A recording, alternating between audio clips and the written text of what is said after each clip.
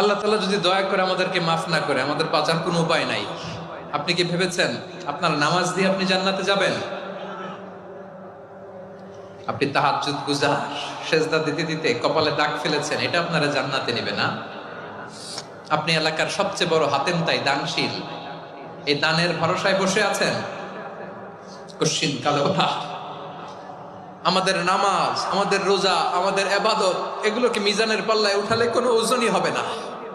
তবে আমাদের একটা কৌশল জানা আছে, আমরা আল্লাহর রহমতের ভিখারি।